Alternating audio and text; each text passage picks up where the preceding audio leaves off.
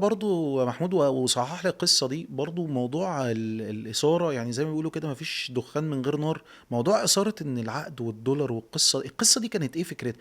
والنقطة الأهم، النادي الأهلي، وأنا متعود على القصة دي من الأهلي بالذات، الألعاب الصالات العقود دايما بتبقى 4 سنين، إيهاب أمين الوحيد اللي شفناه 3 سنين، إيه الحكمة برضو؟ هنيجي برضو الموضوع، نبدأ من الأول. موضوع الدولار، أنا عن نفسي ما عنديش معلومة أكيدة في موضوع الدولار ده. مم. قال أصل هو عايز ياخد 200,000 دولار، مم. بس ياخدهم مش ما بما ياخدهمش يعادل. بما يعادل يعني. مم.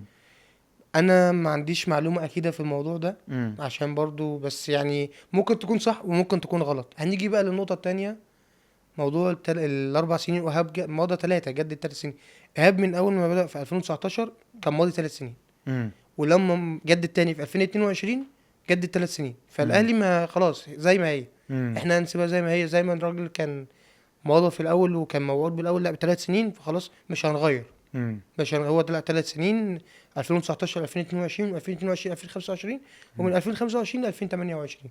خلاص ده يعني ده هي دي النقطة. لأن الناس فعلا سألت، يعني أي لاعب بنسمعه بيجدد في الأهلي 4 سنين خلاص. والأهلي أصلا دي ده حتى ده لما ده بيتعاقد، سيستمه في العقود، اه. تعاقد مع لاعب مثلا كانت نقطة خلاف، يعني هنجيلها بقى في وقت اللي هو موضوع بجاد ومش امم عارف ايه اللي جايين هو جايين ده، هنيجي للهاندبول، للنقطة ميركاتو دي. الهاندبول. فلا الاهلي مثلا بيجدد 4 سنين بس، لا النقطة مع ايهاب كانت مختلفة. امم لان هو اللاعب بدأ ب3 سنين، ولما جدد ب3 سنين، وفي امم التجديدة الأخيرة دي مجدد 3 سنين. فبس ما